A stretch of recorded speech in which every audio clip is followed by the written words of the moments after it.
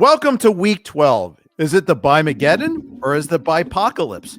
That's up for you to decide. I'm Jeff Ericson. He's Jim Coventry. We're talking quirky rankings for week 12. Jim, let's jump right into it here. CJ Stroud.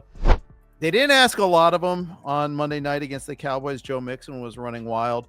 I think they'll have to throw a little bit more against Tennessee this week. That's why I have him a little higher than I usually do. You're still a little cautious with CJ Stroud. Yeah, I see this as one of those divisional battles, low scoring. Somebody probably wins this thing 17-13. Stroud has in 8 of 11 games, 1 or fewer touchdown passes. Tank Dell is not the same player. It's great he has Collins back. And I know that stretch where he had Stroud threw a total of 2 touchdowns in 5 games. That had to do with Collins being out. But regardless, this has not been a good passing offense this year. Tennessee can bring enough pressure, and that offensive line has been brutal. This is a game, Joe Mixon, get it done. Win this divisional battle for us. We'll get a couple shots to Collins, and if 2 of them get in the end zone, you're probably right, Stroud probably cashes. But if 2 of them don't get in the end zone, then we're looking at another mid-range quarterback week. So I'm a little concerned about it. My theory of the case is Nico Collins is going to play more snaps this week. He was kind of eased in his first game back, but I think they'll use him more. I also think Tennessee makes a point of trying to stop the run.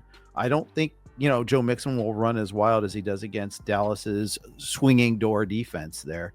I think it'll be a little trickier, and I think they'll need to throw just a little bit more. So that's where I'm going with this. It's not like I'm going to pound the table for him. Yeah, but same there. Time. We're not going to disagree too much on running backs this week. Just a quick note. It's bye week, hell. There are 6 teams on bye this week, 6 teams on bye in week 14. When I did my rankings last night, I got to about RB 30, and I couldn't find anybody else after that I wanted to start this week. Other years, we had enough attrition at the position that I could find some backups or more timeshares where I was like, oh, okay, I'm going to get 10 touches here. That'll be fine. I don't see that many of those this year. It's crazy. The league changes. The league changes every year. Sometimes it changes every month. Very, very different league. Then you indicate the point that's been one of the bigger changes of the season. That said, I got players like Cam Akers in my lineup this week because of the bye weeks. Not proud. Trey Brenson, come on down. Let's hope that he gets a series. That's all I'm asking for right now at this point. There's Kansas City, there's Carolina that they're working backs back. In the case of Isaiah Pacheco and Jonathan Brooks, not even back in for the first time in his case. But yeah, that's where we're kind of hoping for in some cases there to try to get some production. Let's move on to wide receiver. Here's where we got a little push and pull. Let's start off the Green Bay Packers. I'm not going to put up a massive fight saying you got to start Christian Watson after his big game against the Bears last week. Because I don't know in any given week which Packers receiver is going to be the guy. I just think there's going to be volume against the Niners this week. I think they need to score more than they did against the Bears. They're going to throw more than 17 times. Yeah, with 17 times, that was crazy to imagine that because Jaden Reed took the beating for that too. Christian Watson was fortunate. The Bears had a couple of very uncharacteristic breakdowns. Now, that could be Matt LaFleur scheming them up, and I'm not going to discount that. But that game, 4 for 150, it was 4 catches. But if you go to the prior 3 games, Watson averaged 3 catches for 25 yards. He's just not been good this year. And it was great that he took advantage of the Bears, and we loved seeing it. But Charvarius Ward is back from his personal issue. The 49ers are a really good pass defense. I know Nick Bosa's probably not going to play. That hurts their pass rush. But there's a game, again, the 49ers can't really stop the run well. And so, therefore, you get at it on the ground. But I just don't know that they were going to want to take the deep shots, which Watson is kind of living on. The 3 for 25 average, that's probably what we're looking at here. Fair. It could be the case. Watson was banged up earlier this season. I was impressed with the in-air adjustments he made on a couple of those catches against the Bears. So maybe that's why I'm just riding on some irrational exuberance with him. It's also a reflection, too, that I don't like too many guys this week. So that's the other thing. Xavier Legette, I've got him 31. You've got him 48. I totally get it. It's the Chiefs. Adam Thielen's coming back.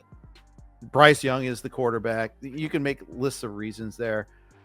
I can see it all there. Then I see the guys I have in the next, like the 10 spots behind them, and I don't see a ton of separation. So, yeah, tell me more. Tell me what you think about him. So Legette's been great with 3 touchdowns in his last 5 games, and that's made him look like a better fantasy option than he probably is. Because look, the touchdowns happened, they're there, but his average catches and receptions and yardage 3 for 27 in the last 5 games. And here's the thing with Kansas City: they give you the middle of the field. Your tight ends, you can eat. Your slot receivers, you can eat. Outside receivers, not so much. They give you the middle of the field. Well, guess what? Legette plays the outside. When Coker plays, he's a 6'3", 208 slot. Now Thielen comes back, and I don't know what that configures me, but either way, the middle of the field is kind of covered, and you just don't pass on the outside against Kansas City unless you got like a Amari Cooper or a superstar that could just really make incredible, catches that Legette probably isn't at that point yet. And Bryce Young making that throw on the perimeter, that's a little bit nerve-wracking. For sure. I think Carolina's intriguing, though. They get Brooks back this week. They get Thielen back this week. Young has looked cromulent. I wouldn't say good, but he's passable at the very least. So much better than the earlier versions of him. So I think there's some reason for at least hope. I don't know about optimism, but at least hope. Player that you are optimistic about is Nick Westbrook-Ikhine. I'm more optimistic than you are on him. You buried him again this week in this game against the Houston Texans. Man, he's had 5 touchdowns in 6 games. The madness will stop. Yeah. Last week, they're on their own 2-yard line, Tennessee. And for whatever reason, Minnesota's got this game won, right? They go to jailbreak blitz, and the single coverage guy just buys a move. 98-yard touchdown. And it was there, and it happened, and we love it. But Westbrook-Ikhine, the touchdowns against Houston, there are probably a number of snaps he'll be on. Derek Stingley, those snaps aren't going to be good. But in the last 5 games, and I know that 98-yard touchdown happened, but the 5 games before that, averaging 2 catches, 2.5 catches, 28 yards. Now, again, the touchdowns have been there, and they've been beautiful. I don't think the touchdown comes in against Houston. And if he doesn't get the touchdown, we're stuck at 2 catches for 28 yards. Fair enough. It's also a really bad week, too. Yes. I look at, Cleveland has been an outlet for us lately, but they're playing in the awful weather on Thursday night. So as I want to be optimistic and see if Jerry Jeudy can build off of what he did against the Saints. But A, the Steelers ain't the Saints.